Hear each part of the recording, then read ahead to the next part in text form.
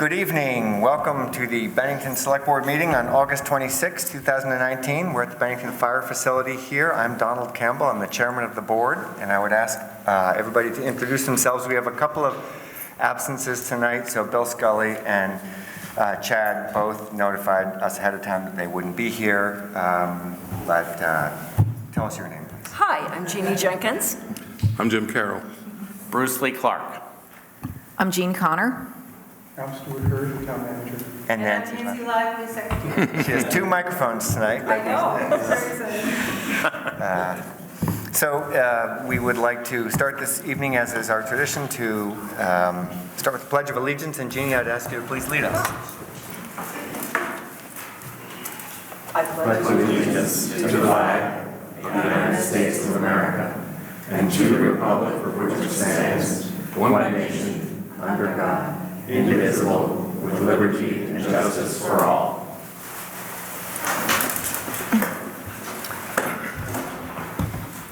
So our first order of business tonight, unless there are any necessary agenda changes, which it sounds like there aren't, is to accept our consent agenda, which are the minutes of August 12th and the warrants that have been circulated and reviewed by everybody, and hopefully you've had a chance to ask Stuart your questions, but are there any, how about a motion on the consent agenda, and then we'll have a discussion. So moved. Second. Okay, any discussion on either the minutes or the warrants? Just a general question with respect to, even though I wasn't here, can I still vote to accept the minutes, or? Yes. Yeah, okay, You're not required to abstain. Right, as long as you, good. in good conscience. Yeah, that's right, thank you. With this, as we get down to sparse numbers, it's good to watch that stuff. Okay, all in favor of the consent agenda, please say aye. Aye. Thank you very much.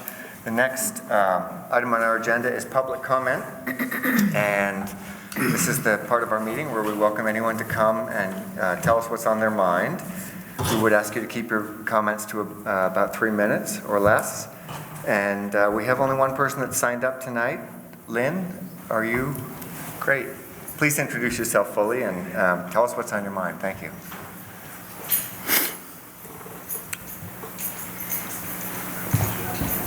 Hi, I'm Lynn Mazza. I'm a Bennington resident. I'm here representing a collective of concerned citizens who have been meeting regularly in support of a Citizens Oversight Commission for the Bennington Police Department. And we were wondering, when is the IACP project going to start? We will have an update on that later in the meeting, but Stuart, if you don't mind jumping the gun a little bit. We have been in contact with IACP. They will actually be here on September 9th, which is the next select board meeting, to do their kickoff meeting. I have been receiving names of people who are interested in being contacted during the process, and I will be passing those names on to them when the time is appropriate. So they will have all of that information prior to them coming to Bennington.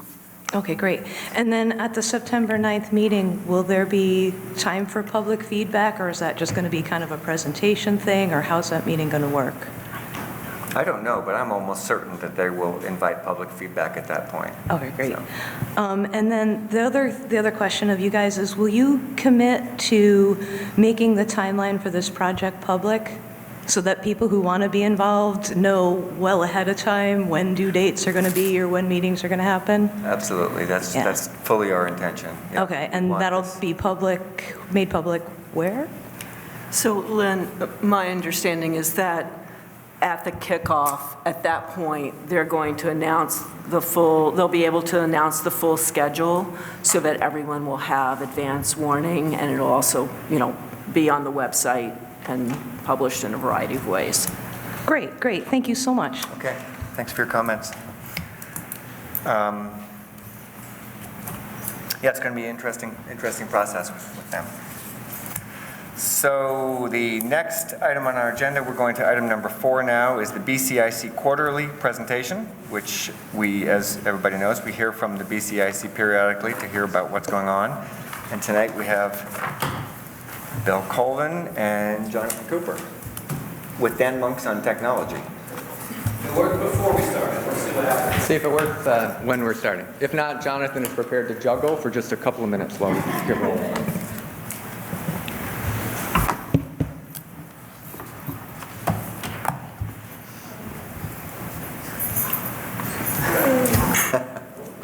you. Would you So like- I am, thanks, Dan.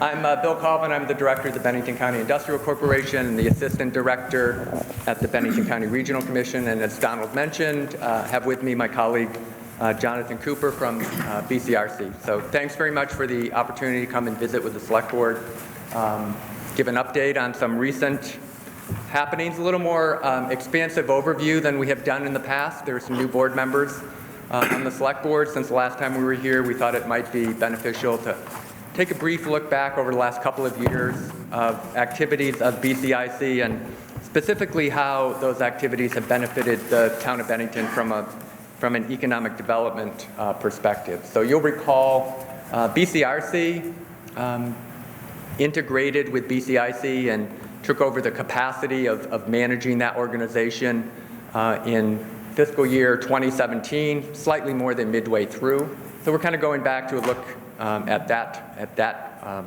point forward to today. The town of Bennington and BCIC entered into a contractual agreement for fiscal year 18, beginning July 1st, 2017 through June 30th, 2018, where the town paid BCIC to provide specific economic development services.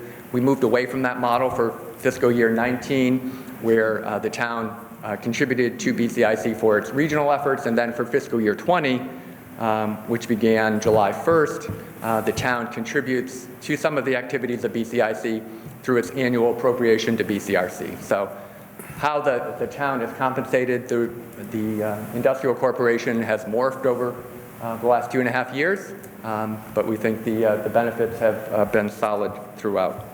So in general, BCIC provides assistance in economic development in kind of 3 large buckets. When we met with Donald to talk about the presentation, he's a big fan of buckets, and he's a big fan of 3. So we wanted to kind of keep that focused on the 3 big areas of work that BCIC does, really on behalf of the region, as the largest town in the region with the largest concentration of manufacturers.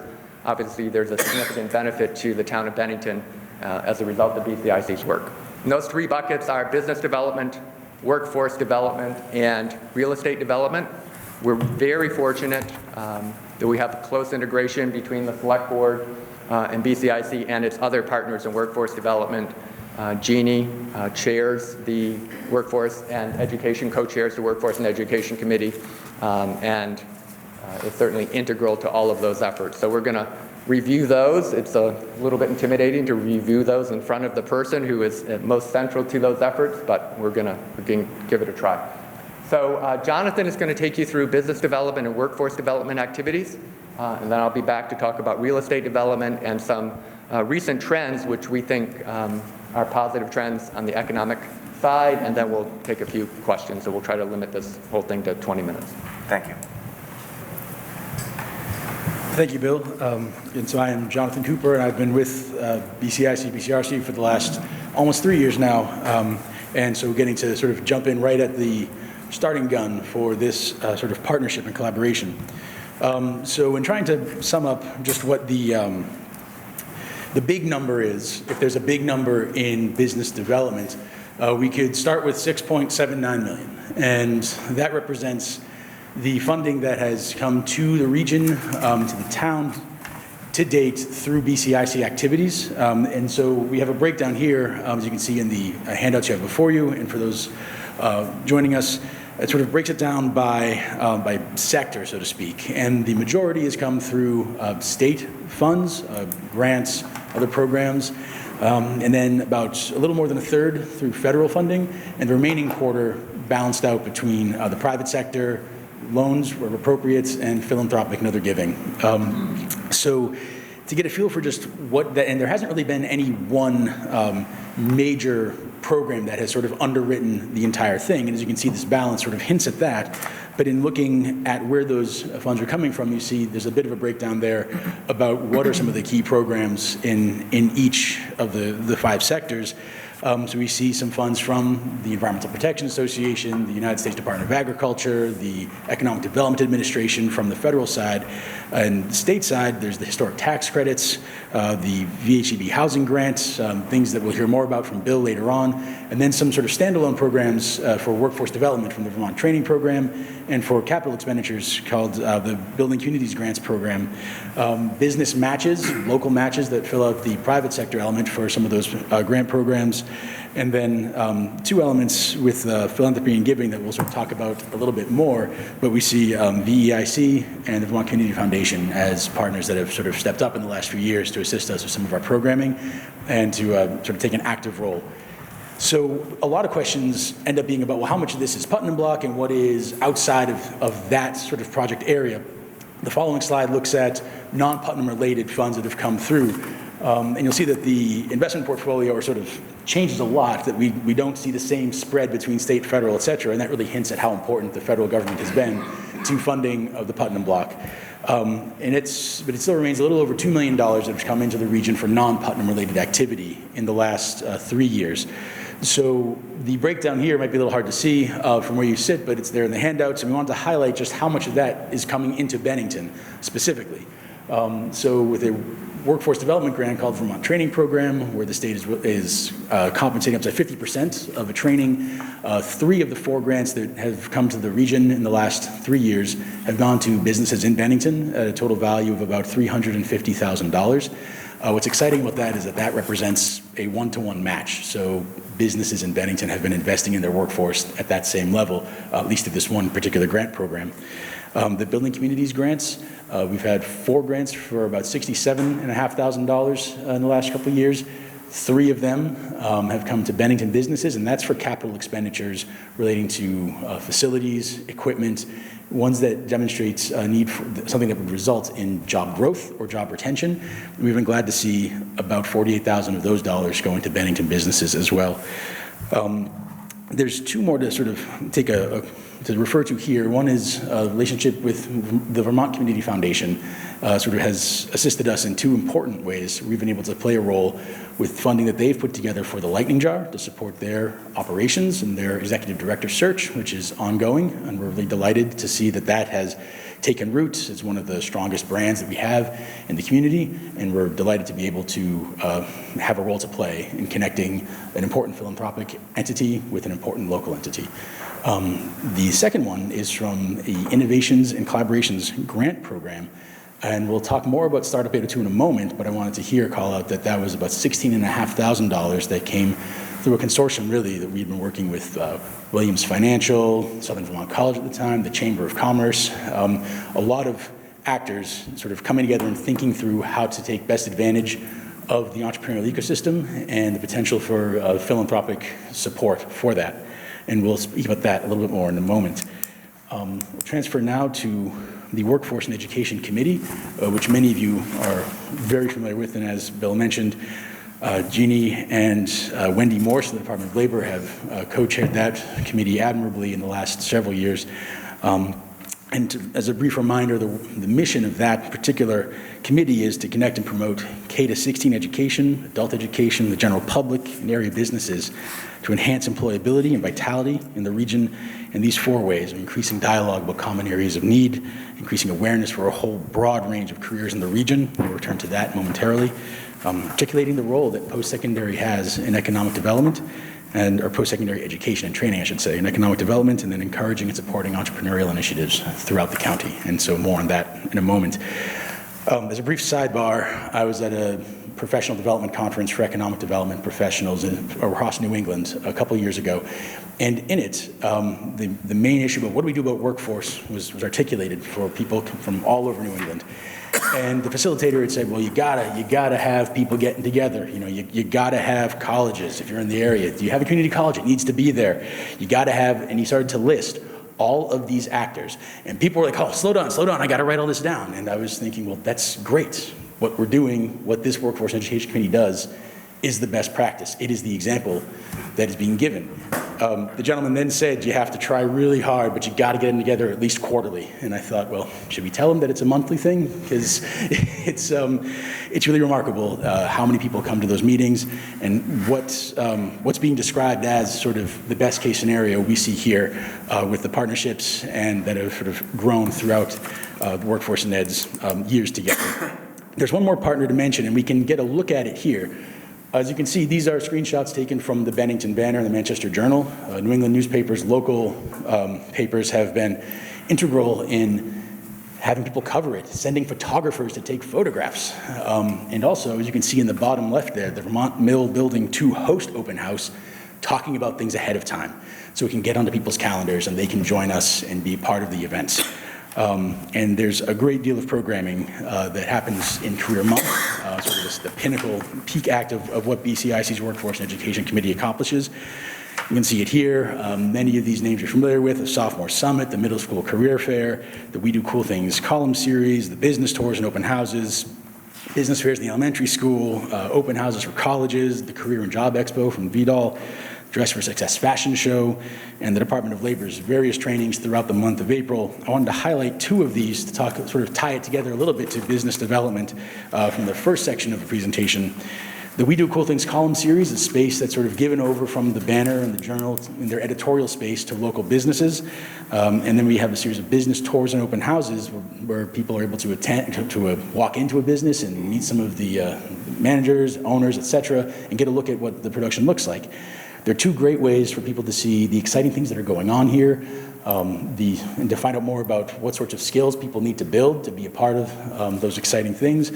This past year, we were in the Vermont Mill, as mentioned, so GVH Studio and Mica Studio had some guests. In previous years, J.K. Adams up in Dorset, Abacus Automation here in Manili Park, and the rest of the businesses you see here, it's not a full list, but these are just some of the participants in that banner series that you've seen over the last few years. In a really great way for businesses large and small, from something the size of Di Buono Ravioli on Main Street to something as large as the region's largest employer, SVMC. So there's something sort of for all businesses to talk about, and they're able to take advantage of those 500 words to get their word out, get themselves out there in another way. I'll close my comments and bring Bill back up in a moment by talking about that Startup 802 program that I referenced earlier on. Entrepreneurial ecosystem stuff is baked into what the Workforce and Education Committee is there to assist with. And this is a grant-funded or grant-supported program that took advantage of the Ice House Entrepreneurship Program. That's something that had been developed outside of the area, but was supported by the Kauffman Foundation, a major small business, mom-and-pop entrepreneurship sort of think tank based out of Kansas City, Missouri. And we sort of tweaked that a little bit and created, with input from CCV, from the chamber, from representatives from the hospital and our colleges, looking at this entrepreneurship program to really focus on an entrepreneurial mindset. And over time, that's evolved to sort of be dovetailed with a credit-bearing course on new issues in business startup and venturing. So it's CCV's been able to host this for the last 2 or 3 years. A whole number of cohorts have come through, and you can see the results from our first one. It's sort of brings in the lightning jar. People have an opportunity to have a membership at the lightning jar during the course of the program. And what's exciting is that the next one is coming up starting on September 5th. And so I wanted to close my comments by pointing out that people can contact Nicole Stetson at CCV, people here, people who are going to be viewing this at home on CAT TV.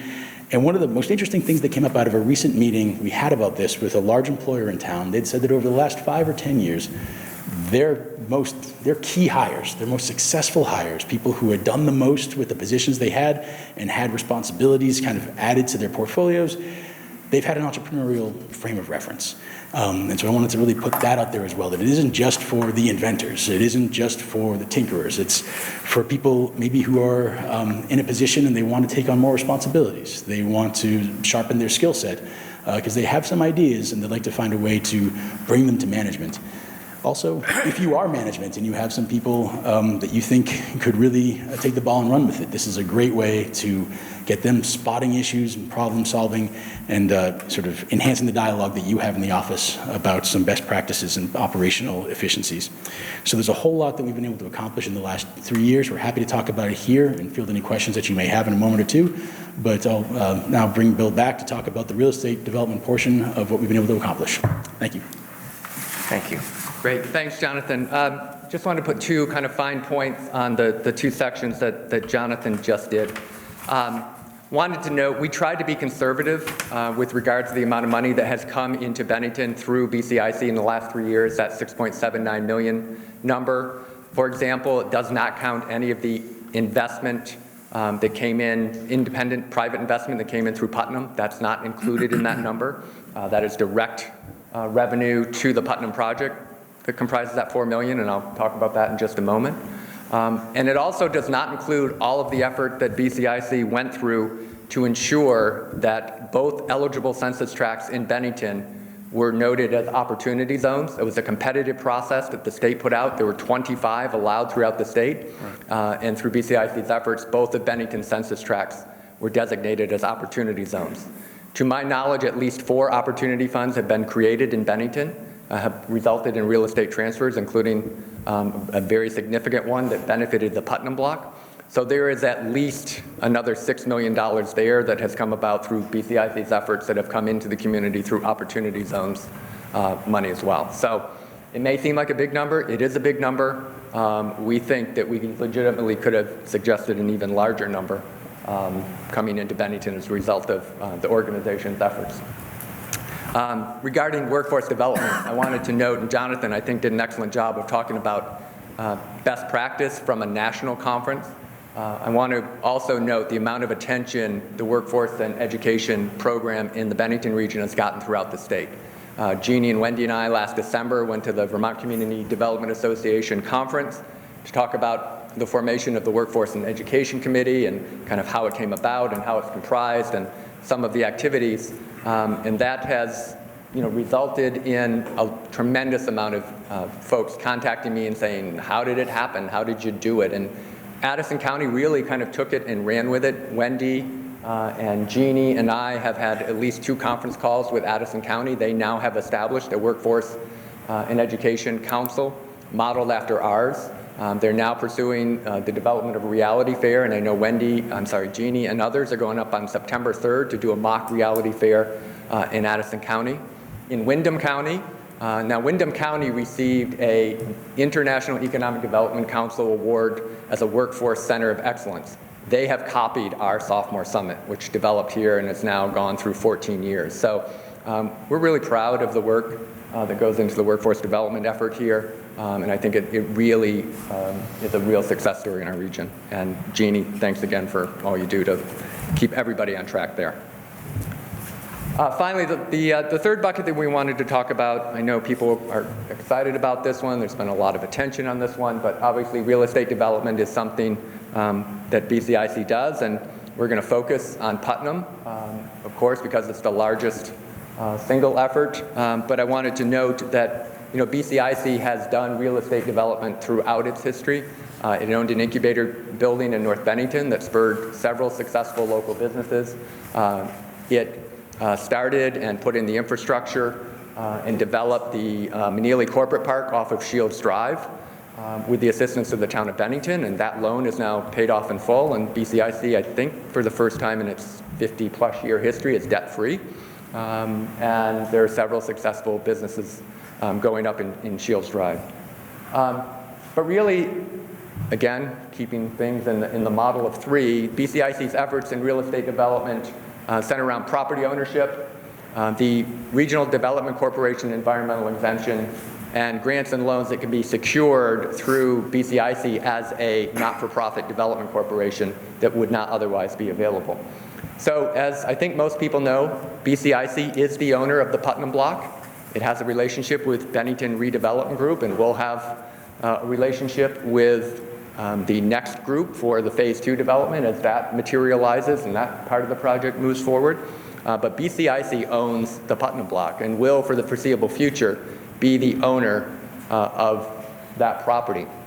And as you'll see, and as Jonathan talked about, that's resulted in some pretty significant gains for the project that would not otherwise have been possible. I don't think it's an exaggeration to say that the Putnam Block redevelopment Phase 1 would not have been likely without BCIC's involvement. I don't see a way that $4 million hole would have been overcome, as well as the benefits of the environmental exemption. So as a state-appointed regional development corporation, along with the Regional Planning Commission or the municipality, an environmental exemption is granted to BCIC if it takes ownership of a contaminated property and agrees to enter into a state-approved cleanup process. And that's exactly what BCIC did with the Putnam Block, which allowed it to go through that process, have a Phase 1 environmental report and a Phase 2 comprehensive environmental report completed, a correction action plan developed and approved by Vermont DEC and the EPA through a publicly warned process to create a cleanup plan of nearly, a little over actually, $2 million for the site. So that exemption then means BCIC is not liable for contamination except through its own, anything it may do in its ownership of the property. And really what that does is give confidence to a developer to come in that the site has been cleaned and their liability will not pass through to them once the corrective action plan has been completed. So the environmental exemption that's available to RDCs, RPCs, and municipalities is of real value to redeveloping brownfield properties. And then obviously we've talked about the grants and loans secured as part of the real estate development effort. So obviously I think many of you were present on August 7th as we held the official groundbreaking for Putnam Block Phase 1. It was a pretty spectacular day in Bennington. North of 200 people showed up. I think that is reflective of the importance of this project to the community and really to the state as a whole, and more about that in a moment. But in that big pie that Jonathan talked about, Phase 1, $3.8 million and change of grants came into the project directly through BCIC, which would not have been possible through private ownership and without that vehicle of the Regional Development Corporation. And a $430,000 loan came into the project from Wyndham Regional Commission to assist in the brownfield cleanup in Phase 1. Jonathan went to Montpelier in July and picked up the big check for Phase 2. EPA awarded the maximum cleanup grant possible of $500,000 to really jumpstart the possibility of cleaning up the remainder of the site for Phase 2. And we know that's about an $800,000 or $900,000 number. So thanks to the grant secured by BCIC for Phase 2, we're more than halfway there for remediation of the remaining portion of the Putnam site. I think everybody knows, is pretty familiar with what's happening in Phase 1. The adaptive reuse and renovation, about 74,000 square feet of reuse of the former courthouse or Penny Saver building, the Hotel Putnam, and the Winslow building. The BCIC spun out and sold to Old Castle Theater its building. So Old Castle, for the first time in its 40-plus year history, is the owner of the building that it occupies, which is an exciting opportunity for them, and they've really taken that opportunity to expand the programming offered through Old Castle to make it a real art center. In the courthouse building, we know there will be a coffee shop, a bookshop, and an IT firm. We'll have a significant-sized restaurant in the Hotel Putnam, a couple of retail uses, an office use, and 18 residential units in the upper floors. And in the Winslow building, the visiting nurses will have an office, SPHC will have an office. We expect there'll be a grocery presence of about 3,000 square feet. Bennington College will have its development office, and there will be 12 smaller residential units in that property. And then there will be some pretty significant site upgrades for Phase 1 as well. For those of you not present at the groundbreaking, I think the superlatives that came to the project and really to the community as a result of the Putnam project really spoke volumes about the importance of this project, again, not just to Bennington, but to the state and really as a model for national economic development. So the governor noted this was the largest groundbreaking he's been to as governor and suggested perhaps even prior to his term as governor since he's been a politician. Congressman Peter Welch noted this project as a model, a national model for rural economic development. Deputy Secretary of Commerce Ted Brady called the Putnam Project the most important thing happening in economic development in Vermont, period. And he said, yes, that includes Chittenden County.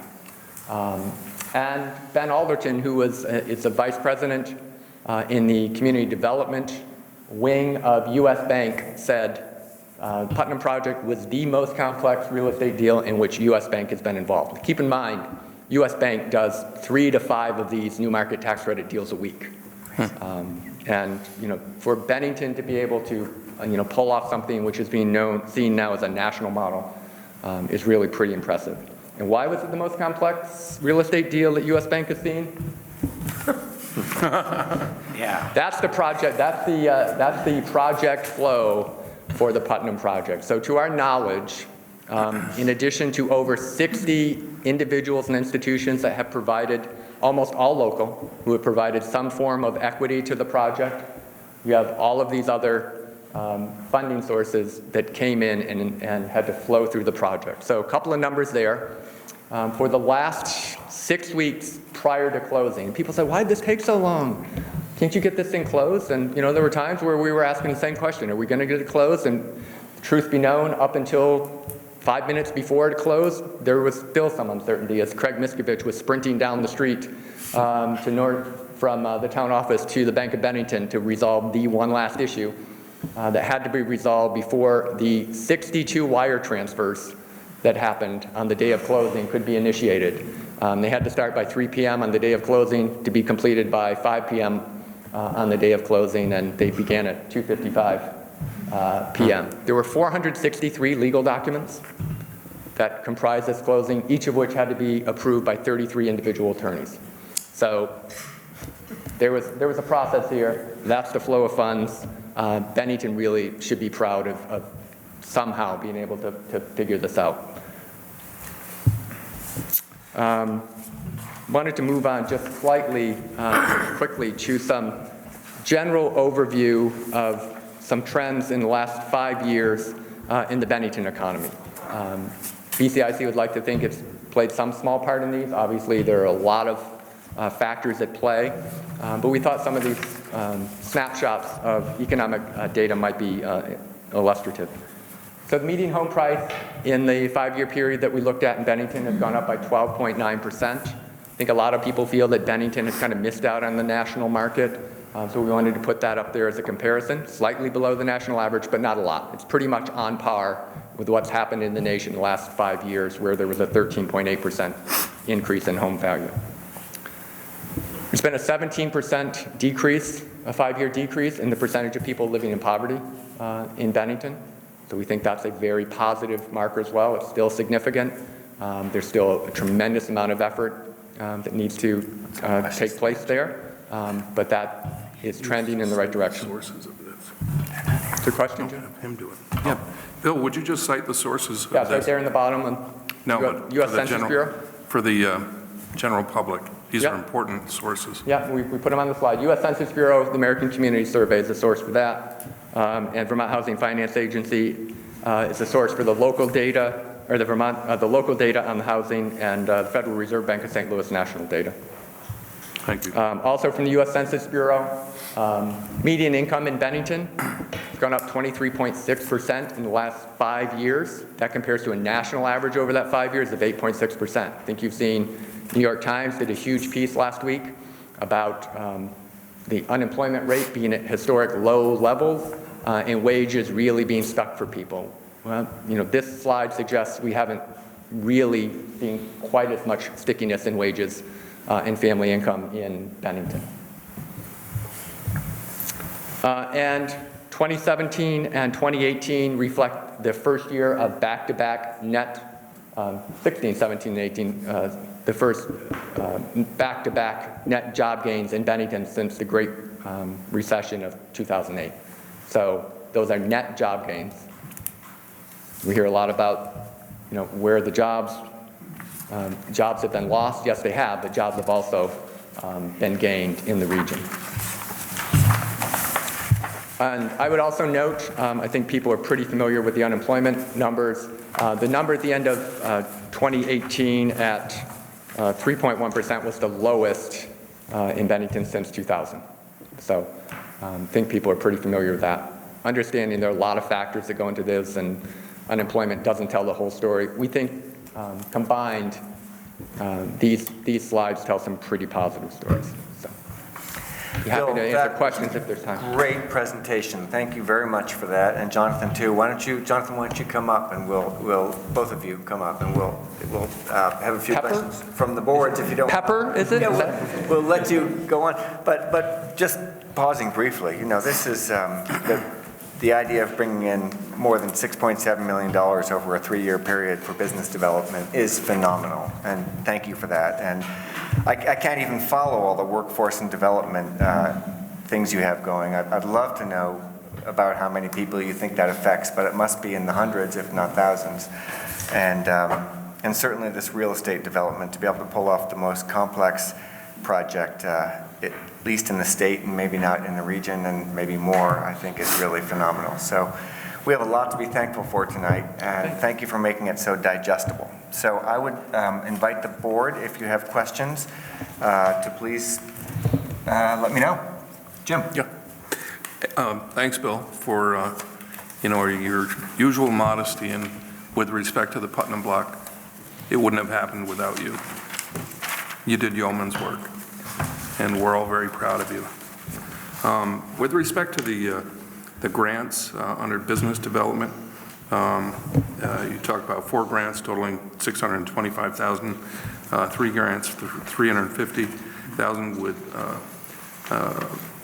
leveraged business matches. How does a business go about applying for these grants? And how do you disseminate that out to the general public? Sure.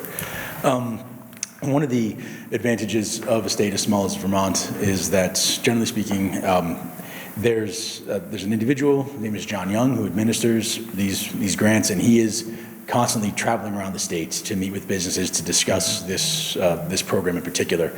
So when we're going out on site visits, we let John know. Sometimes he'll be down in the area for work, and he'll ask us to set up some visits. That generally seems to be one of the best ways to a completed application, is for somebody from the Vermont Training Program, and it's usually John, to meet in person with an owner or HR representatives, and give them a feel for how the program works, what's required, what the timeline is for the review of the application, and then how the state goes about using the information to verify that the trainings have taken place. That's run out of the Agency of Commerce and Community Development. They keep the pertinent information on their website, and then when we are out in our business visits discussing, we can make the first conversational point about it, and then continue and follow up with John. I should let you know that I sit on the Commerce Committee, and fellow committee members, business owners, entrepreneurs, knew nothing about these programs. Nothing. Yeah. So my pointed question is to you, when you go and when these grants are available, do you go and seek out businesses? Yes. Because heretofore, what I learned in those committee meetings is that people don't know about them. Right. And some businesses had struggled because had they known about these grants, it really would have made a difference in speeding up their success. An important part of our program each year is to get out to visit with as many businesses as we can, and so that we're able to have these conversations, because so much of this does seem to rely on person-to-person contact and conversation. When we're in a workforce environment like this, where the demand for people is so high, a lot of HR folks are just too busy trying to find help tomorrow to be looking at evaluating programs like the Vermont Training Program, where we have an awful lot of businesses that are smaller, under 30 employees. There's someone wearing a whole lot of hats, so there isn't that sort of full-time position that's sort of searching these things out. That has always been one of the critiques of programs like this is that over the years, Montpelier, some concern was that the same 5 to 10 recipients were coming about with this program every year. And so it's been important to us to do what we can to make sure that that funding comes down to Bennington County. That's something that we've been very successful with over the last few years, but then also that it's getting into other corners of our economy than where it traditionally may have ended up. So that is, you're quite right to make the observation, and it's an imperative part of every business visit that we go on, when we have these conversations, to make sure that organizations know that they are eligible. There are some eligibility requirements, but by and large, most employers check all the boxes. So we try to make sure that they know what's available to them. That's great. Good questions, Jim. You know, I can't remember, the years run together a little bit, but it wasn't too many years ago that you came in and told us that I think your gang had managed to get about a third of the money that was available statewide in Bennington County alone for workforce development training. So that's the kind of stuff we love to hear. I know you can't do that every time, but not every time, but you can try. And to Jim, and to follow up on Jonathan, you know, part of a large part of the Regional Development Corporation work is business visits. We visit 60 to 80 commercial and industrial businesses on an annual basis to hear exactly what are the concerns and try to max them up. You know, the RDCs are to serve as an extension of the Agency of Commerce. That's really their role. And to understand what the programs are so that when we go out, meet with businesses, hear their challenges, we are often able to suggest possible solutions and opportunities for them. I can't remember if this is on it or not, but every other year we do a citizen survey, and on the opposite years, of course, we do a business survey, and you do that for us and help us with that. Is training needs something that's part of that survey? Is that something that somehow works its way into that inquiry, or is that something? You know, we could. That's something that can be tweaked annually. We'll have to kind of talk about what that format looks like. The Department of Labor has contracted with the 12 RDCs around the state to hold some regional workforce development summits this fall. We think that'll be another opportunity to gain some information. It's going to be kind of a full-day summit. We're looking at October 23rd to 30th, somewhere in that window, to have the Bennington regions. That'll be an opportunity for employers to come in and express kind of their challenges in the morning, identify where their pressure points are, and in the afternoon, various workforce development service providers will be in. We're going to try to map some solutions. So I think we'll be able to garner some pretty significant information from an event like that. That's great. Thank you. Other questions from the board? Jean. I keep hearing, and I think it's true, but please tell me if it's not, that businesses are having a hard time filling positions, all the way from the large corporations all the way down to the small mom and pops. So, Jeannie, you probably could add to this conversation as well. I'm sure there's a lot of efforts going on to fill those needs. Yeah, I mean, there's zero question that every business visit we go on starts with, how do I find employees, and ends with, how do I find employees? Jobs, the availability of jobs in the Bennington region is not the problem. In fact, in Vermont, it's not the problem. I mean, we're low in a state that is the lowest in unemployment in the country. So, the jobs are out there. If you have a friend that works at Mac Molding and she happened to make a Facebook post last week of the jobs at Mac, just go on. There's 40 jobs listed there, all, available, skill sets. Do you have a sense of what the barrier is? There's not enough people of working age in southern Vermont. It's literally just there's not enough people here. There are just not enough people. Bruce. Thanks, Bill, for all of this. For those of us with older eyes, I'm wondering if you might make the Putnam, it probably is available somehow in a bigger font and such.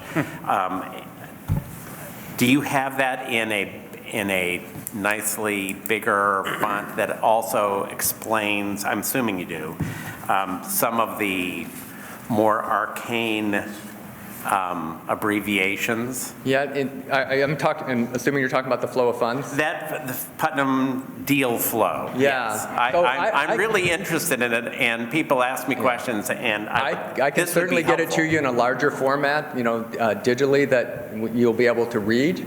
That would be You're on great. your own to pay for the tax accountant and attorney that would be required to explain it to you, because No, that I can't, those folks I have. great. It's the eyes I don't have. absolutely, I can get you a digital copy that you will certainly be able to read.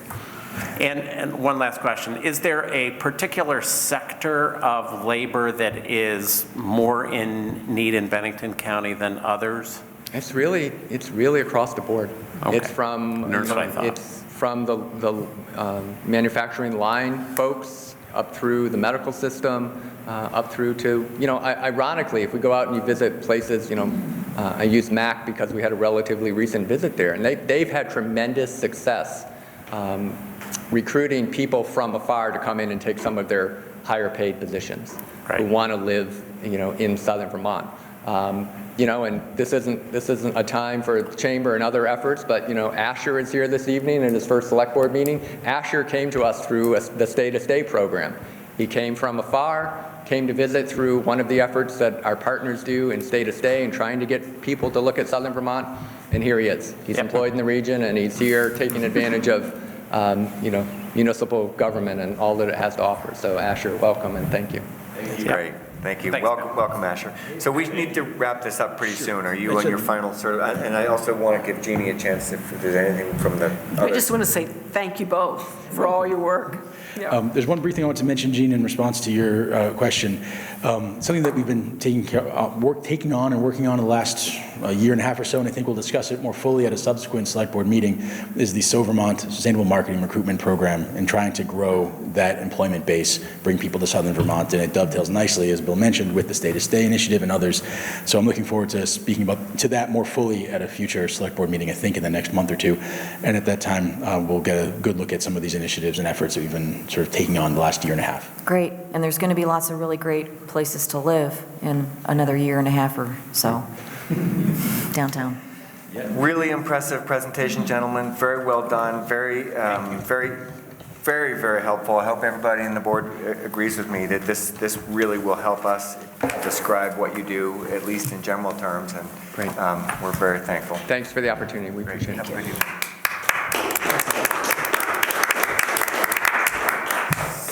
So the next item on our agenda is to hear about Vermont's 250th anniversary. We have our friend and neighbor, Jonah Spivak, here with us. And we're going to go through the technology thing with you too? We are. We still have Jonathan here for juggling if needed, so that could be good. All right. Yeah, Jonathan, don't leave. We might need your juggling. There we go. That's Looking right. good. I'm good. There we are. Excellent. It's a good night when two technologies in a row go All right. smoothly. Well, thank you for the introduction. I'll sort of repeat it very briefly. My name's Jonah Spivak, and I'm really here as a citizen tonight, but also I guess I would describe myself as an actively involved citizen. This effort regarding the 250th really was the brainchild of the Bennington Regional Chamber of Commerce, and I should mention that my wife and I own the Hawkins House, and she's gracious enough to allow me to donate a lot of time to work on these sort of things, and I think that's important to mention. This has been in the works for a while. In fact, we really started this idea of having legislation in 2017, and we have some of our sponsors here. Mary Morrissey is here on the House side at the Vermont Legislature, and of course Dick Sears at the Senate side. These were our sponsors for creating a commission to start the planning for the 250th celebration of the founding of Vermont and the Battle of Bennington. I thought this would be a slam dunk thing. Woo, introduce it and bang, we'd have it in 2018. Well, here we are in 2019. It hasn't happened yet. It'll be reintroduced again. It did get through the House. Mary's here, so I think it's important to say that the House is all on board with this. The Senate's been a little slower where it got stuck in committee. We do expect it to come out of committee and be enacted into law in 2020. We had a meeting about a month ago with our main partners, Dick Sears, Mary Morrissey, a number of other folks, including Don Miller, who's here tonight, or was here tonight, is still here. Thank you. Good thing. And at that point, Dick made the point that we really should be going public with this idea. We're at the stage now where we need to start informing the citizens about what is going on. So that's really my purpose here tonight, and to inform you at the Select Board, because in many ways, Bennington is the center of all of this. So really, this is about the Battle of Bennington, and I have to confess, I'm the kind of person that loves to talk about the Battle of Bennington. I could talk for hours. Okay, Jonah, we're going to limit you to half an hour tonight. When I say that, in part, my local historian Bob Hoare is here, and he can attest to this. In fact, I've mentioned just a few of the things that make it really cool, but as you point out, I don't have a ton of time for this, so I'm just going to mention a couple of them. So, okay, here's a good one. First, successful storming of an artillery position by militia. This is a big deal. This demonstrated that a citizen militia army can defeat a global superpower, which was England at that time. Also, and this little tidbit came from Don Miller in a speech he gave about the Battle of Bennington in 2013. You see my presenter notes there. I want to make sure to give him a shout out. Oh. How's that juggling, John? Yeah, you were doing so well, Jonah. Really. Not sure what the problem is. Does not want to play. Good idea. And my apologies for you at home. Just keeps quitting on me.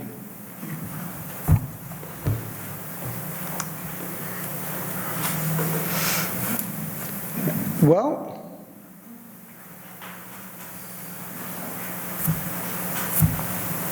do we get anything? Okay, I'm going to try one last time, and if not, I'm just going to wing it without the audiovisual, which is a shame. By the way, all these artworks of the battle are original artworks by people that were inspired to do works specifically about the Battle of Bennington. Let's see if it will come on now. All right. So far, so good. And if I don't move anything, maybe we'll be good. So we'd like to talk about the importance of battles. The Battle of Saratoga gets a lot of attention. And I think the point that Don makes, that more men were killed and captured at the Battle of Bennington than both battles of Saratoga combined, is a very significant and important point, and speaks to why we care about this battle. So it's a worthy thing to remember, and we have a history of remembering in this town. And I write here, you can quote me on this, but the owner of the eyes of the man that you see on that page is directly responsible for the building of the Bennington Battle Monument, our most obvious and striking example of how we celebrate our history in the Battle of Bennington. So dun dun dun! The Battle of Bennington Monument, right? Right? Yeah, no. But this was the approved winning design for the Battle Monument. This is the Battle Monument that was going to be built. And yeah, all I can say is this gentleman here, this is the owner of those eyes you saw a minute ago. This is Highland Hall, former governor of Vermont, father-in-law of Trenor Park, who owned the Park McCullough House, founder of Park City, Utah. This man took one look at that design and said, no way are we going to honor our glorious battle with this lame, wimpy grouping of statues like was shown in that previous slide. No way. He said that we needed something monumental and lofty that would be appropriate for what we contributed. And of course, what we got was the Bennington Battle Monument, tallest man-made structure in Vermont, tallest battle monument in the country. Something like 30,000 visitors a year, although that number varies a lot. Does that sound right, Bob? Yeah. Dedicated in 1891. It had been completed a few years earlier than that, but of course they wanted it to correspond with the 100-year anniversary of the Vermont statehood. So I always like to look at this one, and unfortunately, Mr. Hall had passed away by the time it was dedicated, but I'm always struck by the incredible contribution that this man gave our community when he was in his 80s by changing the mind of everyone so we could get this wonderful edifice instead of that grouping of statues. And I'm going to throw, this is actually from that same celebratory year, 1891, right? So we had this celebratory arch right in downtown Bennington. I wanted to include this because in the background you could see our Putnam Hotel, which is now again making history. So if you look through the arch, that is the Putnam Hotel in the background, and I thought it was amusing to share that again. Also in the crowd during this event was a starry-eyed 19-year-old Calvin Coolidge, who was down here for the celebrations from his farm in Plymouth, and of course he later became President of the United States. So we have a history of celebrating here, celebrating our history. And I used to say that we were the only American battle continuously celebrated since it was fought. So for us, that we started celebrating in 1778. But I then heard someone say that there was a battle, perhaps Camden in the Revolutionary War, that also has been continuously celebrated. So now I'm adding the word possibly. But however you slice it, that's a pretty impressive thing. The huge celebrations, 1877, that was really when the idea of the monument came out. And of course, we had President Rutherford B. Hayes join us for that. And you saw those two prior pictures of the 1891 celebrations, where of course, President Benjamin Harrison was in attendance. And the third really huge celebration, 1927, this is when over 100,000 people came to Bennington to celebrate with us. Pretty extraordinary. I don't even know it'd be possible to have a celebration that big today. We also had some big celebrations in 1976 and again in 1991. So what specifically are we going to be celebrating with this commission? Well, the founding of Vermont. Let's not forget that in addition to the Battle of Bennington, which in many ways was sort of the culmination of the very eventful year of 1777, it's really the story of Vermont as a whole. It's very important to me that this celebration in 2027 be a statewide celebration. It really starts up in Westminster with the Declaration of Vermont Independence. The story continues, of course, with the Battle of Hubbardton, that incredible rearguard action as Burgoyne was invading Vermont.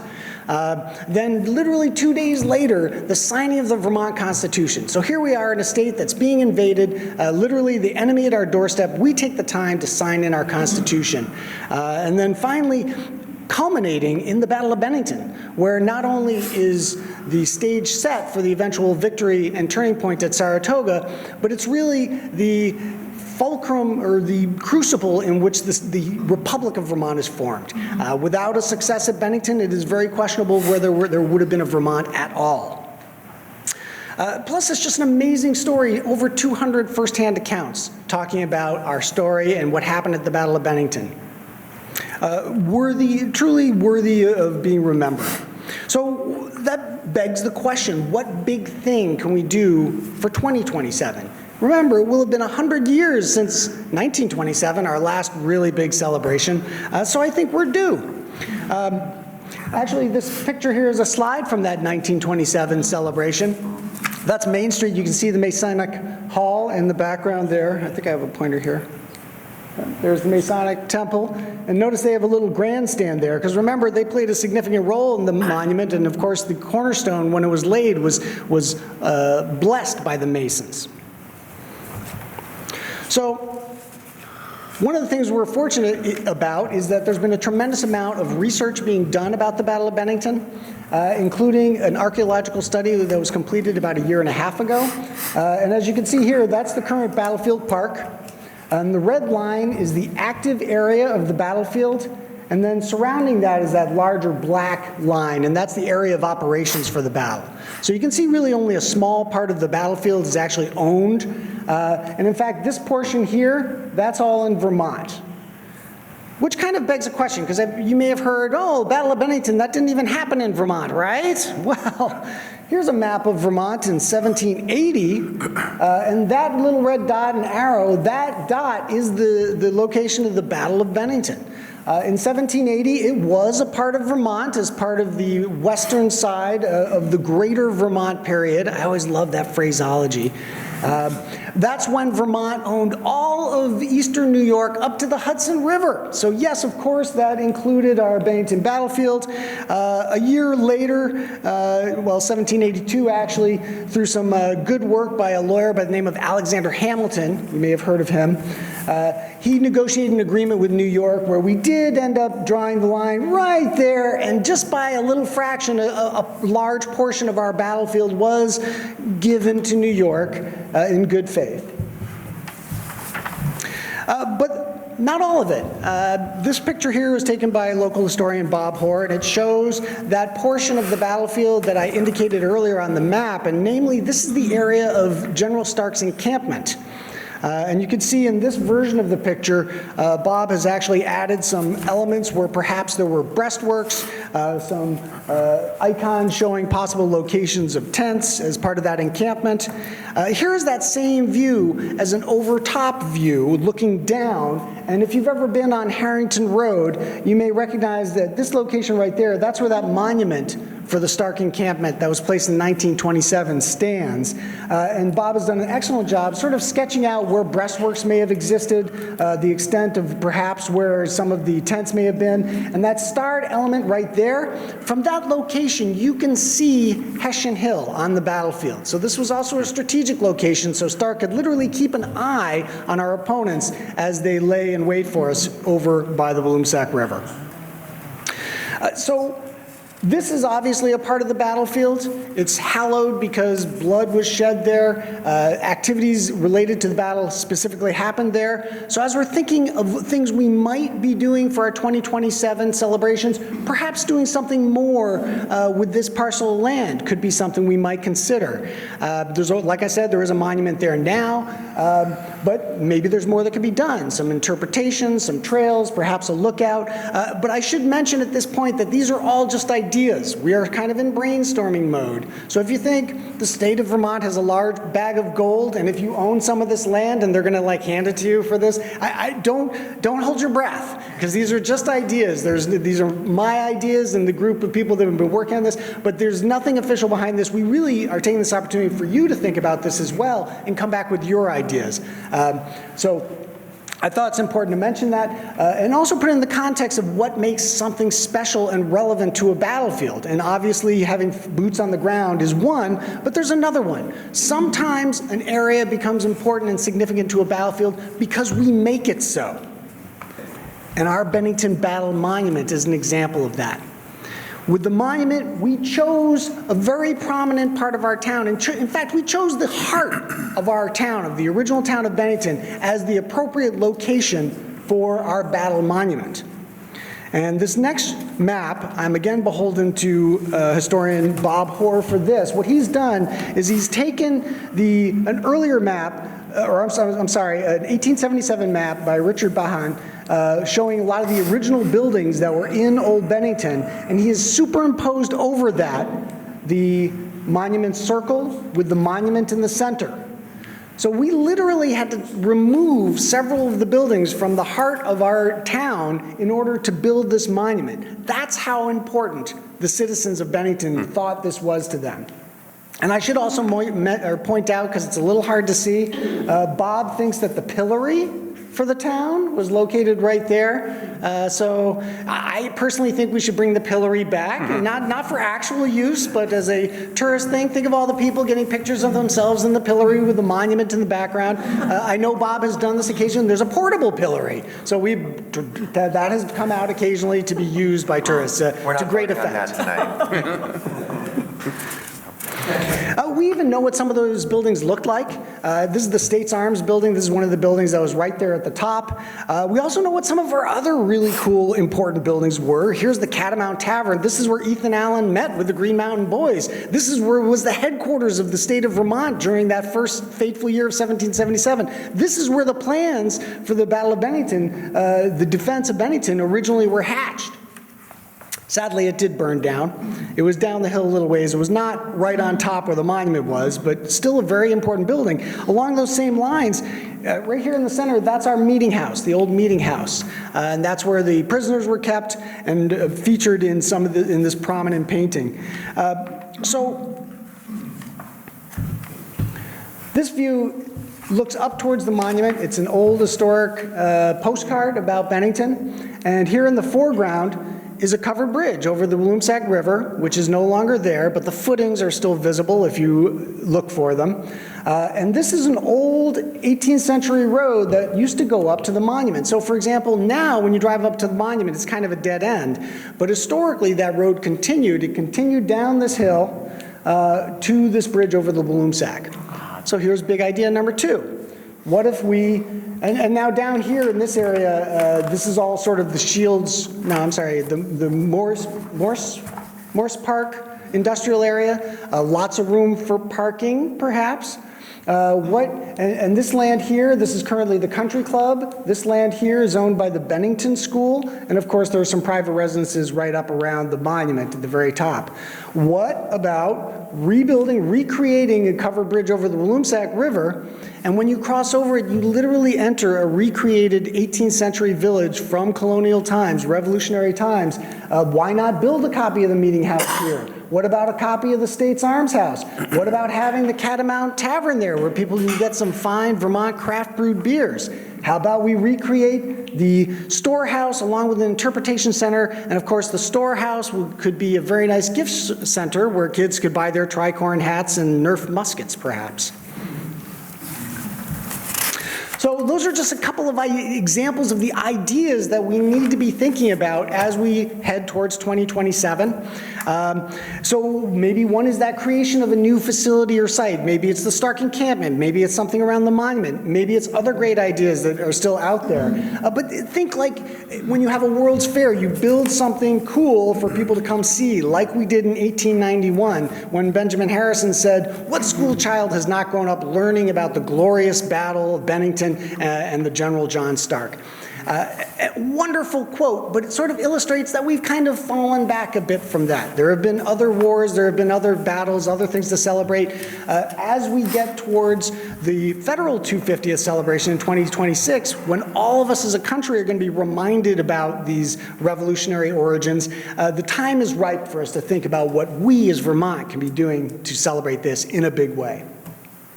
Use of the railroad for interpretation and transportation to the battlefield. Yes, the battlefield is bifurcated now between Vermont and New York, but it is linked by a railroad, which in fact goes right through the dead center of the battlefield. It's extraordinary. So picture a passenger train, perhaps, on top of this 12-foot-high raised bed, which gives you an excellent opportunity to view the battlefield as you literally follow the route of General Stark as he advanced on the British forces at the Battle of Bennington. We need to start now because the federal government has already started. They're thinking about 2026. That's going to be the 250th anniversary for the Declaration of Independence. We need to be a part of that conversation. Partly because there's some obvious wins that we could have for ourselves, namely the 76 flag, which is known as the Bennington flag by vexillologists, which is the name of the people that study flags. That should obviously be the commemorative flag for the 2026 federal celebrations, and having Bennington's name attached to that, I think, is just smart. Finally, this is a battle that wasn't just about Vermont. It was about New Hampshire with General Stark and all his troops that he brought over. It was about Massachusetts. It was about Connecticut. It was about New York. And it was about the country as a whole. We need to be coordinating with all of those different states as well to ensure that they're represented as they need to be and as they have been in the past as part of this celebration. And I really feel strongly about this. Education has to be a key component of this. So much of the economic development work that we heard about earlier depends on people wanting to be in Vermont, wanting to stay in Vermont. Having a sense of pride of place is absolutely essential for the kind of retention and attraction that we want to get here. And you do that by educating our kids so they know why we are so proud of this history. I'm extremely pleased that we were able to get a grant a couple of years ago to fund a deep dive into the history of the Battle of Bennington. We worked with Tim Payne, Tony Lee, Amy Moriarty, and the White Rocks team, Laura Boudreau, all at the Mount Anthony Union Middle School. They've been fantastic partners, along with Phil Holland, David Pitlick, Bob Hoare, and Dina Mallory, and many others. And I really want to also give a shout out to Mike Cutler and Cat TV, who did just tremendous work helping us let the community know about what's going on. And these are just some pictures from that first year. And I'm happy to say that even after the grant funding disappeared in year 2, the MAUMS staff and team came together so we could do it a second time. My only sadness is it was limited to the White Rocks team. This needs to be going to all junior high students in the Southwestern Vermont Supervisory Union, and ultimately, this needs to be going statewide. Every Vermont kid needs to be getting this history about the founding of Vermont and the Battle of Bennington. One of my goals is that the commission will do exactly that. That'll give us the kind of legal standing to make sure something like that can happen. So the next steps for the commission is, number one, let's create the darn commission. I did ask for a little money. I thought $2,000. That was the same amount they asked for in 1877 when they created the commission for that celebration. I was like, wow, that must be like $1 million. But no, I did the math, and it's like $54,000. So even then, Vermont doesn't have a lot of money. But that's another reason why we want to start early, because we recognize that businesses, the public will have to play a role in funding this effort. So all the more reason to start early. So here's our timeline. Let's say it does get passed in the next session. That'll be 2020. We'll have a year to report back to the legislature with the ideas. You heard some of the ideas. I'm sure there'll be many more as this grows and develops. Then we report back in 2021, and the plan can really get going. So even though this was an effort that the brainchild started 10 years ago in 2017, we're really only going to be getting going in 2021. And at that point, there will only be a short 6 years until the 2027 celebrations. So I hope you'll join with me in supporting this effort. At the state level, there's really there's not much you need to do. I feel pretty strongly it's going to happen at this stage. But Bennington being the epicenter for these celebrations is something that Bennington is going to be very involved in. So at this point, if you have any questions, I'd be happy to. Jonah, that's great. Thank you for that presentation, and thank you for your obvious enthusiasm. I'm reminded of the old adage that the first step to getting ahead is getting started, and it seems like you have that very much in mind, which I really appreciate. So often things come to us at the last minute when it really is desperately too late to do something, so thank you for that. It sounds also like something that may involve many more people than just you, and I wonder if you'd like to just take a minute before we open up to questions from the board and just talk about who some of the partners are that you're working with, and maybe some of them are in this room, maybe you'd like to introduce some people. Just give us a little sense of what's the breadth of your group here. Well, number one, I'd like to thank the Chamber of Commerce. They supported me in this effort at the very beginning when it was really just an idea. They've also been very important with helping us lobby the legislature at the early stages, and also setting up a meeting with the governor. When he was here on August 7th to do the groundbreaking, he also joined us at the top of the Bennington Battle Monument to talk about the 250th celebrations, and that was a direct result of Matt Harrington's efforts, and I am very grateful for that. We have a great partner in the Bennington Historical Society, Don Miller, the current president, and Bob Teegert, the immediate former president, is that correct? Yep. Both have been very supportive of this project. I would say literally dozens of people, too many to name off, but I'll just mention a couple. And actually, I feel very strongly that I have to mention Bob Hoare. He was the person who's another local fellow. When I moved back to the area, well, many, many years ago, I've been here for a while.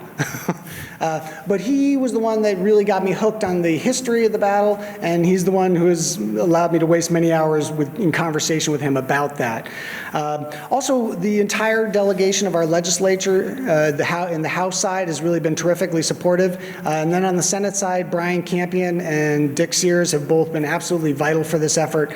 And I'd like to include the governor as a supporter at this point. He was very clear at that meeting on the 7th that this is something he felt strongly about. I made the joke about the $2,000 to the governor, and he suggested maybe we should up it to $20,000 or $30,000. So I thought that boded well. I apologize if he's out there and don't want to get him in trouble by him mentioning that, but so that's really just the start. I think locally, our media partners in terms of the Banner and Cat TV and also GNAT have been just absolutely fantastic in helping get the word out. Because number one is we got to tell the story to ourselves. We need to understand this. All our citizens see this monument every single day of their lives in this community. I was shocked to see that 60% of them had never visited the battlefield, and there was a lot of confusion as to what war it was celebrating. So we're on a mission to change all of that. And I hope that partially answers your question. great. I know Thank I'm you for- forgetting people in the No, thank that's yous. great. But Thank you. I didn't mean to put you on the spot there. Any questions from the board? This is just informational, so anything that people are wondering about? Really quick, you're going to be busy, first of all.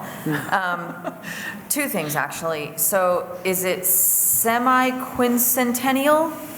Yeah, funny you mentioned that. There's actually two different ways you could say it. One, which was one that we adopted in 1999 for the Bennington 250th celebration, bicentennial. Yeah, or bicentennial, tomato, tomato kind of thing. Yeah, no, I thought that would be awkward, and the federal government had been calling a semi-quincentennial.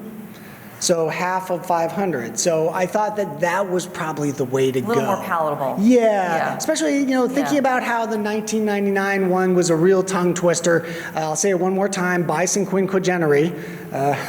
So semi-quincentennial. Okay. That's the 250th. And I'm assuming this is going to be like a year-long celebration. It's not going to be like a weekend. Correct. Year-long, starting in January with the signing of the Vermont Independence, Declaration of Independence. That was in Westminster, going right through to July, Battle of Hubbardton, and then 2 days later with the signing of the Vermont Constitution. We should also throw in the occupation of Castleton. There's many other sites, historic sites, that we should also be including in Vermont as part of this story. Laura Tishman at the state level has been a great help along those lines. And then finally, the culmination being at the Battle of Bennington. I would love to see delegates from all the 251 towns in Vermont be here for that final gala celebration in 2027. So that year is going to be a journey. Yes, and I would suggest we ramp up for it in the final 3 to 5 years leading up to it. Things like getting the train operational, things like celebrating our 250th federal anniversary. These are all stepping stones to get us to our ultimate goal in 2027. Thank you. Great. Any other questions? And if there's no other questions, I have one suggestion perhaps. If you're wondering, and I'm sure this was leaping to your mind, what could we do right now? It strikes me that if there was an interest, doing some additional funding to the Bennington Historical Society in the short term would allow that organization to do some pre-planning work and fill some of the gaps that we're seeing until state legislation is done. So we are coming up on, so that's just a thought for the short term if that's of interest of this group.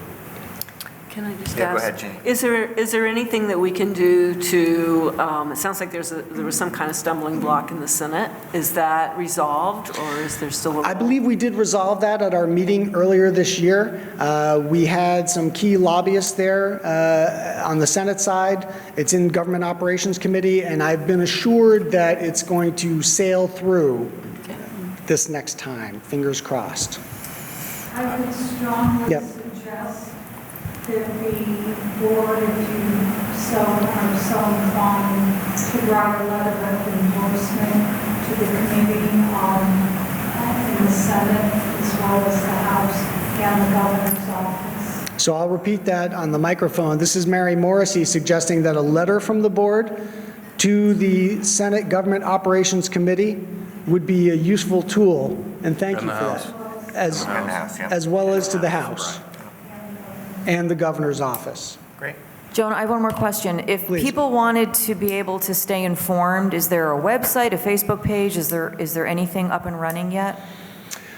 This is sort of the big reveal today, so we don't currently have that. Perhaps the chamber would be willing to assist with getting us a page up that we could use as sort of a clearinghouse until such a time as we have a more legal standing through the creation of the committee. But I think that's an excellent suggestion, and we'll jump on that one right away. Yeah, thanks, Matt. After Garlic Fest. Yeah, excellent. Excellent. Thank you. Thank you very much, and I apologize about the technical difficulties earlier. No, thank you, Jonah. That was very nice. Well done. Thank you. Do we want to take up writing again? Okay. That could be next. We could next time. What? That letter. Can we do that next time? We could do that next time. It's a warned item for tonight. We could do it tonight if we like, if somebody would like to make a motion, but I think we'd need some help with that. We might need some help from Jonah or from the Historical Society if we were, I don't think we could push all that onto our manager, our poor beleaguered manager, to write. So, would you be willing to work with us, with Stuart on that? And Stuart, are you willing to do that? Yes, sir. Let's take a vote, shall we? Let's have a motion. Would you like to make a motion, Jean? Yes, I'd like to make a motion that the Select Board write a letter of endorsement to the Senate and House Government Operations Committees and to the Governor in support of the 250th. Semi-quincentennial. Thank you. Second, okay. Any discussion? All in favor? Aye. All right. Stuart, one more thing to add to your to-do list. Thank you very much. With Joan's help, this will be a piece of cake. All right. Great. Thank you very much, Jonah. Thanks for helping out, and thanks for your good attitude about that, Stuart. So we are moving on to item number 6, the manager's report. Stuart, what have you got for us tonight? Well, I have one action item that I sent you outside the packet. It came in late. The Bennington Fire Department's annual clam bake is scheduled for September 22nd, and they hold it here at the facility. They have contracted with Belly's Deli to provide alcoholic beverages. In order to do that, you need to grant them a waiver because otherwise they are not permitted. I can tell you that the application to move their license to this location has been filed with the town clerk, but she will not act on it until a waiver is granted. And this is standard, happens every year, Yes. right? So this is so would anybody like to make a motion? So move. Okay. Second, please. Second. All right. Any discussion? All in favor? Aye. Okay. Thank you, Stuart, for that. What else? Just a couple of other informational pieces. One follow-up, Bruce raised the question last time about having a policy book or a policy pamphlet for those select board policies that directly impact the board and its activities. We're going to pull that together for you. We're really just beginning the process. There are policies in the personnel manual that are truly personnel policies. We're talking about policies that the board functions under, and we'll get those to you. This coming Thursday, we're having our auction of 217 Washington Avenue. We had a public showing on Saturday. Some 5 or 6 folks signed up to view the property. There were more than that. They had some people with them. And at least 2 of them indicated that they will be at the auction with an eye to bidding on the property.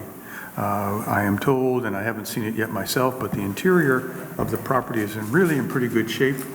The exterior porches look pretty bad, and the grounds need improvement. So looks like we'll have some activity on that property, and that's a good thing. Questions keep coming to me about the last 2 contracts in the PFOA Northeast Quadrant, which are contracts 8 and 9 that deal with the work along Chapel Road and higher up East Road. They are due to go out to bid by the end of September. And I think the folks in those areas that are working with impacted wells will be glad to hear that that work is now coming to fruition. As I indicated to you all, we have now purchased the Main Street property, 747 Main, belongs to the town of Bennington. And we are expecting a proposal from that potential investor any day now as to how they might want to participate in the construction of the project itself. In the opioid lawsuit, our filings have not been completed yet. We're probably still a week away, according to the attorneys that I've been talking with. But as a point of interest, the Vermont League of Cities and Towns is now willing to host a meeting of other communities. I've been invited to be there and talk about why Bennington got involved in the lawsuit and to bring, I think, to everyone's attention some of the startling statistics about the amount of opioid traffic that has come not only through Bennington but through the state of Vermont. When you look at those numbers, it is just startling what communities have been dealing with over the last, and these numbers only go over the last, I think it's 4 or 5 years. So it's pretty amazing. The goal, of course, is to see if other communities want to join the lawsuit with us. So that is scheduled for mid-September. And I'm happy that the league has agreed to do that. They have the space and they have the opportunity to reach out to all the communities in the state. The struggles we were having at the wastewater treatment facility may have been resolved. Okay. Part of the problem is that when you take two of our, what are called primary digesters offline to repair them, the secondary digester simply becomes a storage bin. And we've been working very hard to make the sludges that are being generated appropriate for transport to other locations for disposal. We ran into some problems. Ultimately, our staff, once again, came to what I think is a really wonderful solution. They suggested we reopen the compost facility and begin composting the material. Good. Great. And It's just sitting there. It's still there. The equipment has been, the folks who originally sold us the equipment have come over, they've run it, it's functioning. The state of Vermont is on board with at least a temporary operation. You'll remember we stopped operating the compost facility when dust became a problem and a potential risk to the employees.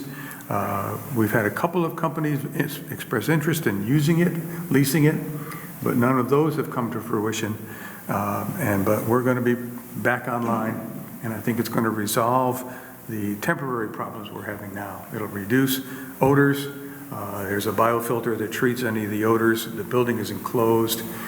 It's automated, so it functions pretty much on its own. And we're already making arrangements for the delivery of wood chips and sawdust to help get the process going. So That's exciting. Our Thank you for staff. doing that. Yeah, that's Once our again. staff. Yeah. So not a big budgetary impact, I assume, on that. there should not be. We're paying a lot of money, although it's being deemed eligible under the grant to dispose of this To material. haul it away. To haul it away. Right. So Great. it's a good thing, and that's all I have. I'll stop there. Thank you. So let's talk about our next, our upcoming agenda. Stuart, I don't know what you have, but what Jeannie and I have on is that the YMCA would be coming, would be discussing the Revised purchasing policy. would be discussing the revised purchasing policy. We have to meet. I've been trying to reach Bill, but he's out of town. And Melissa will get together. We have a need for an executive session then too. And that's it for the 9th. No. Isn't it? IAPC. IAPC, that's right. the IACP will be here. IACP, sorry, didn't make it into my phone here, yeah. And I think we're going to try to conduct a last interview with the Energy Committee applicants. Can we do that? It would be nice to be able to announce at the 9th. On the 12th, there is a regional meeting for all energy committees, all town energy committees, and it would be really great for our energy committee to be able to do that. We'll try to do the interview early, so put in your calendars that we'll probably start the meeting a little bit early here. Well, if we do that, though, we can announce the slate that night, because then we won't have time to reach out to the applicants. We're not going to get another meeting in between now and then. Next Monday? Not No, me. not Labor next Day. Monday. Next Monday. I think we need to do the interview on the 9th. Okay, maybe there's a workaround We'll work on so that. that we can, We'll work on that off. okay, We'll see what it we would be figure out. nice to be able to announce it on the 9th. Okay. Yeah, so and then 23rd, we have to talk to Shannon about what will be happening on the 23rd, but we may be working on some housing issues then. We'll talk to you about that a little bit more. Okay, so any other business tonight from board members? Jean, have you got anything? that's on your Yeah, mind? I mentioned this, I think, when we reorganized back in March, but I keep thinking about the value of having the Vermont League of Cities and Towns come down and do some training. I remember when Jeannie and I first got on the board, there was a group training session where we invited select boards from Arlington, Pownell, Shaftesbury, and I'm not sure how far we reached, but it was just really wonderful. We all could, put forward topics that we would feel like we need some training on. Everyone else could do the same thing. We could share the cost if there is a cost. Maybe there is no cost. And it's really great. There would be a cost. Okay. Yes, there is. And it's really great for me, and probably all of us, to be in the same room with other select board members. Just a chance for us to talk and get to know each other, and I'm just throwing that out there. Oh, sorry. Again, it didn't go anywhere, and I don't know if there's ever going to be time to really flush it out, but it's something that I still aspire to see happen. It's good. I'd love to talk to you more about that. Maybe we can talk offline about what the real need is. I think we need to identify a need if we're going to ask them to come down here and help us with something. And if it's collaborative, it wouldn't just be our needs, it would be the other. Yep. So let's talk about that first. Yep. Thank you for that thought. Yep. Bruce? No? Jim? I'm good. Jeannie, anything on your mind tonight? Well, I think just a reminder, so on September 12th at the Manchester Community Library, there are two events. One, there is a 5 o'clock meeting for energy committees, but at 6:30, there's a Transportation Climate Initiative meeting. So it's a presentation and discussion, and that sounds like something that would be useful for as many people as possible to attend. And then this Wednesday, speaking about our economic woes in terms of workforce development, the Wednesday the 28th at 7 p.m. at the Public Library, at Bennington Library, there is a Repeopling Vermont discussion by Paul Searles, who is from MVU. So, which sounds interesting. Anything big going on this weekend, John? Oh, he's gone. Anything big going on this weekend? Anybody know about anything big going on this weekend? I understand that Garlic Fest is taking place this weekend. Garlic Fest is taking place. Yes. It's going to be bigger and better than ever, so make sure to leave time in your weekend schedule to get to Garlic Fest. If you haven't been, you need to go, and if you have been, I'm sure you'll want to go again. So. Sure. We have a need to go into executive session tonight. I need a motion to go into executive session on a contract matter. So move. Second. All in favor? Okay, Aye. 5-minute break, and then we're moving into executive session. Thank you.